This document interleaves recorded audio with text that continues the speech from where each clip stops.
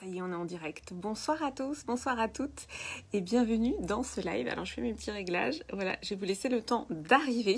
J'espère que vous avez passé une belle journée. C'était encore une journée, alors je sais pas vous, mais ça a commencé par un orage et puis là, c'était très, on va dire, moite. Je suis heureuse de vous retrouver aujourd'hui parce que, comme chaque jour, je vais vous partager une anecdote, une histoire. C'est l'histoire du soir. Pour celles et ceux qui ne me connaissent pas, si c'est la première fois que vous me voyez, je suis Clémence Martin, la fondatrice de The Positive Place. Et The Positive Place, c'est cette entreprise qui s'intéresse à ce qui se passe à l'intérieur. Donc, je donne à voir cette partie immergée de l'iceberg. J'hésite toujours entre immergée et émergée. Celle qui ne se voit pas. Et justement, pour donner à voir, en fait, eh bien, tout ce qui se passe et à quel point c'est subtil, en fait. Moi, ce qui m'intéresse, c'est vraiment cette subtilité. Quand je dis ce qui m'intéresse, c'est que je perçois de plus en plus en profondeur cette subtilité, la profondeur de la subtilité de ce qui se passe à l'intérieur de nous. Et justement, aujourd'hui, je vais vous raconter ce qui s'est passé pour moi cette semaine. C'est mon live 61. J'ai annoncé hier que je doublais la mise, que j'allais faire 120 jours de live. Donc voilà, je suis très heureuse de partager ces moments avec vous, de vous partager mon chemin, mon cheminement aussi, et tous ces enseignements que je retire en fait chaque jour de mes expériences. Alors, je voulais vous partager aujourd'hui quelque chose qui est arrivé cette semaine pour moi. Je vous partage des choses. Voilà, dans un de mes posts, je vous avais dit qu'en janvier 2020, il y a eu un événement qui a été un séisme en fait pour moi dans ma vie. Un vrai séisme avec de nombreuses conséquences, etc. Bonsoir. Voilà, si vous êtes là en direct, faites-moi un petit coucou dans le chat, comme ça je peux me connecter à vous. Et donc en janvier 2020, j'ai vécu un événement qui a été un séisme pour moi dans ma vie, qui a eu énormément de conséquences à de multiples niveaux. Bonsoir Amar. Ah super, donc Amar sera en live aussi. Merci beaucoup Amar pour ces messages. Coucou Elga, merci pour votre présence. Voilà, donc si vous êtes là en live, faites-moi un petit coucou. Donc en janvier 2020, il y a eu cet événement qui a été un séisme pour moi personnel avec de multiples conséquences. Et puis bon, ça fait quand même 1 an et demi. Donc, j'ai fait beaucoup de choses, j'ai mis beaucoup de choses en place pour vivre avec cet événement, pour continuer à développer The Positive Place, pour continuer ma vie personnelle, etc. Et donc je pensais avoir dépassé en fait, entre guillemets, cet événement. Et en fait, cette semaine, je me suis rendu compte qu'il y avait une part de moi qui n'avait pas totalement et pas tout à fait accepté l'événement.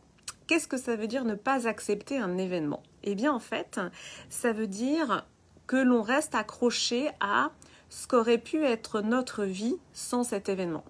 Voilà, je vous ai dit que cet événement, il a eu de nombreuses conséquences dans ma vie, donc je dois m'ajuster au quotidien et c'est tous les jours, voilà, c'est quotidien, c'est tous les jours que je dois m'ajuster par rapport à ce séisme. Et en fait, quand on n'accepte pas un événement, ça veut dire qu'il y a encore une part de nous qui considère que c'est injuste, qui repense à ce qu'aurait pu être notre vie sans cet événement, etc. Et il y a du bruit dans ma rue. Et qu'est-ce qui se passe quand on pense ça ? Qu'est-ce qui se passe quand on pense ça ? Eh bien, en fait, on reste bloqué dans notre vie d'avant. Et ces petites pensées qui peuvent paraître courtes, éphémères, en fait, elles ont un impact. Parce que si on ressent cette injustice et si on se dit à chaque fois que finalement dans notre quotidien, on est obligé de se réajuster, eh bien, il y a une part de nous qui trouve ça injuste et il y a donc une part de nous qui se met en mode victime. Je ne sais pas si vous voyez le lien entre ressentir que c'est injuste et être en mode victime. Et c'est subtil, c'est extrêmement subtil parce que moi, typiquement, je pensais que j'avais dépassé ça, je pensais que je ne me positionnais pas en tant que victime parce que par ailleurs, j'ai fait beaucoup de choses. Mais il y avait au fond de moi cette petite pensée qui revenait. Et le problème, qu'est-ce que c'est en fait de se positionner en mode victime ? C'est qu'on va du coup demander aux autres de manière implicite. Je dis pas que c'est demander, voilà, tout ça est bien sûr très subtil. Donc on va demander de manière implicite aux autres de compenser la situation injuste. Et donc, moi, c'est ça que j'ai perçu cette semaine, c'est cela dont je me suis rendu compte, c'est que comme j'avais toujours cette petite part de moi qui trouvait ça injuste, eh bien, sans m'en rendre compte, c'est comme si je demandais à mon entourage de compenser et que quand l'aide arrivait, presque je trouvais ça normal. Vous voyez, tout ça est subtil encore une fois et c'est vraiment quelque chose que je comprends, qui était en filigrane. Bien sûr que je remercie les gens, l'aide qui est autour de moi. Voilà, l'idée, c'est que je suis une personne civilisée. Mais ce que je vais vous dire par là, c'est que j'ai vraiment compris cette semaine, suite à un événement difficile et qui n'a pas été agréable sur le moment, qui a été émotionnellement compliqué. Et bien, finalement, cet événement de cette semaine m'a fait comprendre qu'il y avait cette part de moi qui continuait de trouver ça injuste, et donc qu'il y avait une part de moi qui continuait de se mettre en mode victime, et que donc je comptais implicitement sur mon entourage pour compenser cette injustice. D'accord ? Donc comme il y a eu cet événement, qui a été un événement, comme je le disais, pas très agréable, émotionnellement difficile, mais le cadeau merveilleux de cet événement, et c'est ce que je vous partage dans tous ces lives, c'est qu'en fait, derrière chaque expérience de vie, même difficile, même émotionnellement éprouvante, il y a toujours un cadeau. Le cadeau de cet événement, c'est que tout d'un coup, j'ai compris ça déjà, ce que je viens de vous décrire, je l'ai compris. Et je suis prête à reprendre mon pouvoir personnel, je suis prête à prendre ma pleine responsabilité, et je le ressens vraiment. Et je sens plein d'énergie en moi. Donc, quand on prend sa responsabilité, quand on n'est pas en mode victime, quel est le cadeau ? C'est l'énergie. Je me sens pleine d'énergie. Et notamment, il y a une chose que je vais faire, que je vais mettre en place, c'est vraiment reprendre la main sur mon appartement, faire du tri. Faire du tri, c'est quelque chose que j'ai beaucoup de mal à faire. Je garde des souvenirs parce que lors d'un de mes déménagements, quand j'étais petite, j'avais, je dirais, je devais avoir quel âge juste avant le déménagement ? Ça devait être 11 ans. Il y a des cartons en fait qui se sont perdus et j'ai perdu énormément de souvenirs. J'ai perdu toutes mes photos de classe de l'école primaire, donc j'ai plus mes photos de classe, j'avais perdu des peluches, enfin voilà, pour moi ça avait été un drame en fait, donc j'ai perdu beaucoup de choses dans ce déménagement-là. Et donc, j'ai eu tendance chez moi à accumuler beaucoup de choses par peur de manquer. Par peur aussi pour mon fils qu'il n'ait pas de souvenirs. Donc finalement, cette peur, quand j'ai perdu mes cartons de souvenirs, finalement j'ai transposé sur mon fils en me disant, oui, mais lui, il faut qu'il ait des souvenirs. Donc même des jouets dont il se sert plus, j'ai du mal à les jeter parce qu'en plus, je vois bien quand je commence à trier que lui-même, il va avoir un souvenir attaché à chaque objet. Donc finalement, j'ai du mal à trier parce que j'ai associé les objets aux souvenirs. Et le gros, on va dire, la grosse prise de conscience là, que j'ai eue aussi aujourd'hui, c'est de me dire, oui, moi j'ai perdu des souvenirs, j'ai perdu un carton entier de photos et de souvenirs, mais pour autant mes souvenirs, je les ai, ils sont à l'intérieur de moi. Mes souvenirs, ils sont dans ma tête. Et je vous en ai parlé dans un de mes lives. Plus je suis attentive justement à ce qui émerge dans ma tête, plus je me rends compte que j'ai des flashs de souvenirs qui reviennent chaque jour en fonction de situations que je vis. Une odeur va me rappeler quelque chose, des flashs. En fait, j'ai vraiment des images de souvenirs qui me viennent dans ma tête chaque jour.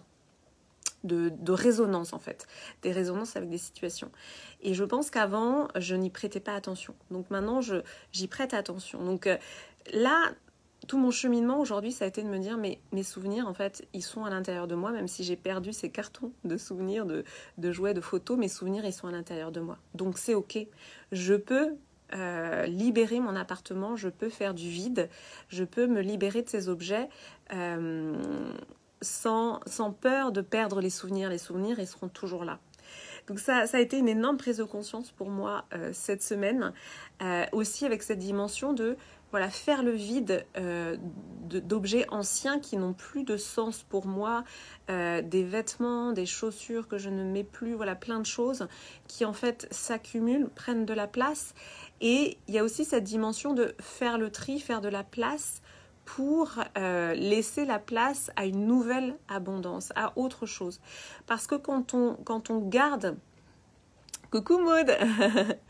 Quand on garde des choses comme je le fais, comme je l'ai fait dans mon appartement, je dis au passé parce que ça y est, j'ai commencé à trier aujourd'hui. Donc quand on garde des choses dans l'énergie du manque, par peur de manquer en disant « Ah non mais au cas où j'aurais besoin de ça, je ne sais pas combien de paires de chaussures que je ne mets plus, mais honnêtement je crois que ça fait 10 ans que je ne les mets plus et je n'arrivais pas à m'en séparer ».